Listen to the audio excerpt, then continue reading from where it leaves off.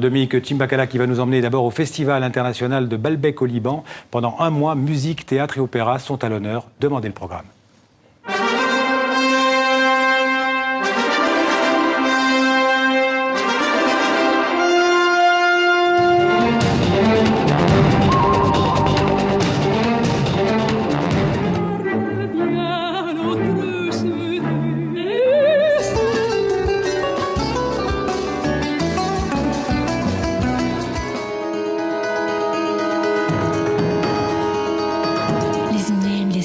لازم اكل، لازم صوم، لازم اطلع، لازم اروح، لازم اضحك، لازم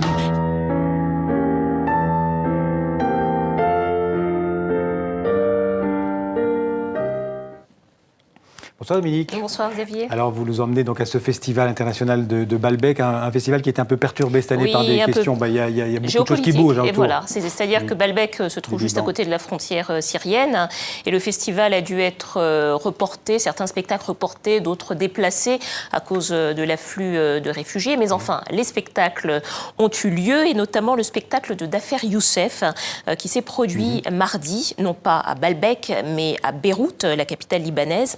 Alors Dafer Youssef, c'est un jazzman tunisien. C'est l'artiste d'une musique originale qui puise son inspiration dans la poésie arabe et également dans la spiritualité soufie. Je vous propose de découvrir sa musique avec ce reportage d'Anaïs Renevier.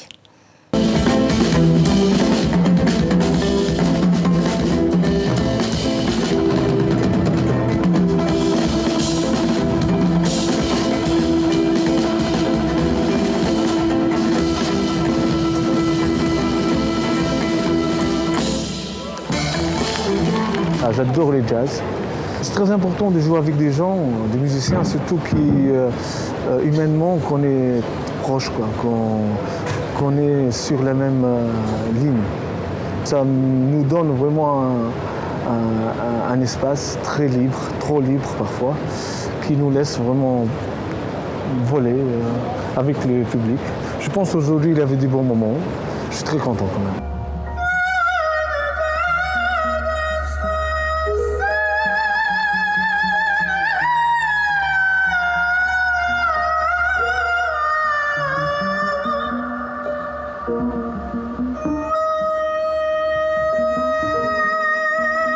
J'aime bien dans la poésie arabe, Abou Nawas, Hallaj, Ibn Fard, parce que je sens qu'ils sont très actuels.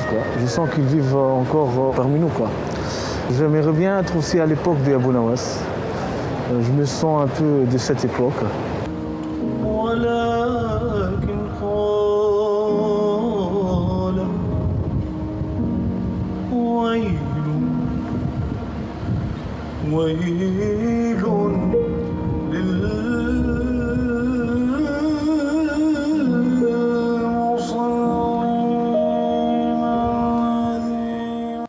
Et le festival de Baalbek se terminera demain, le 31 août.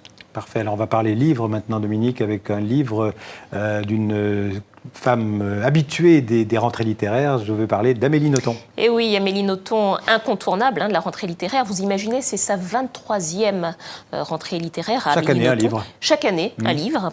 Alors cette fois, elle publie un roman intitulé Pétronie.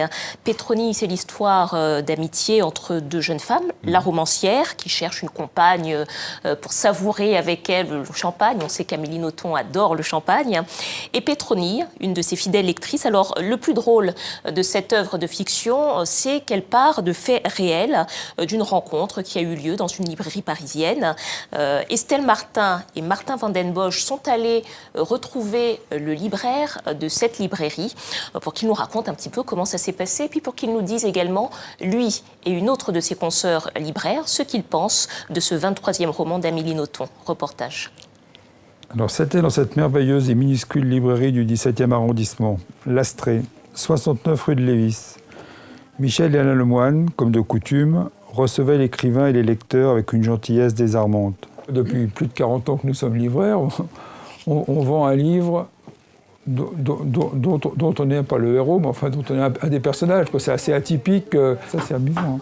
C'est une amie illustratrice, Jo, qui a fait un petit reportage ce soir-là sur un carnet de croquis. Donc là, c'est l'ambiance à l'extérieur de la librairie. Et là, on a retrouvé une image qui représente la rencontre d'Amélie avec Petroni, Stéphanie Hochet. Vous avez lu mes lettres, je m'appelle Stéphanie Hochet. Et même Amélie dit « J'aime que mes lecteurs volent mes livres ». C'est souvent des livres légers, enfin bon, à part peut-être Super et Tremblement, où elle parlait vraiment d'un côté sociologique dans les entreprises japonaises, mais c'est toujours c'est quand même une lecture légère, oui, un peu comme justement là, comme les bulles de champagne. C'est ce qu'on peut, je crois, c'est comme ça qu'on peut peut-être définir son écriture. Je regardais l'homme en noir qui se tenait debout de l'autre côté de la porte, restée ouverte. N'entendait-il pas la consigne qui lui était adressée ? « Don't you understand English ?» finit-elle par me dire avec lassitude. C'est le petit roman un peu fantaisie de la rentrée chaque année. Il est très rapide à lire et c'est toujours un moment agréable. Ouais. Alors de la littérature, on passe au cinéma avec le Festival du Monde, des films du monde. Ça se passe au Canada, mais ils ont quelques soucis, je pense. Hein. Oui, ils ont quelques soucis. Alors ce festival a ouvert sa 38e édition il y a tout juste une semaine à Montréal. C'est un festival dont le but est de faire connaître les films issus du monde entier, et en particulier le cinéma d'auteur. Festival de très grande qualité, hein, Xavier, qui est subventionné par les gouvernements canadiens, québécois, et où on peut voir vraiment des films qui viennent de partout et tous plus originaux les uns que les autres. Sauf que cette année, le festival a perdu ses principaux soutiens. Il n'est pas du tout sûr de pouvoir continuer à exister. On va regarder ce reportage de nos confrères de la radio-télévision canadienne. Un festival discret mais à bout de souffle. Son fondateur, Serge Lozic, s'est fait assez d'ennemis ces dernières années pour que les pouvoirs publics en viennent à lui retirer d'un coup toutes ses subventions. Le couperet est tombé 2 mois avant le début du festival. Ça a été vraiment très compliqué. Parce que quand on vous dit ça à 2 mois de l'événement, je pense que il y avait quelque chose qui n'était pas correct là. Donc on a dû, nous, se débrouiller. C'est le cas de le dire. Daniel Cochard estime que les gouvernements ont plutôt décidé de financer des événements qui ne font pas dans la controverse, grand public. La culture n'est pas uniquement consensuelle et festive. Elle peut être aussi provocante. Elle peut aussi avoir toutes sortes de démarches. Elle peut aussi faire penser, faire réfléchir. Reste que sans soutien financier des gouvernements, le FFM aura de la difficulté à tenir longtemps. Après 38 ans au FFM, Daniel Cochard a décidé de quitter. Le fondateur, Serge Lozic, pour l'instant, reste en poste.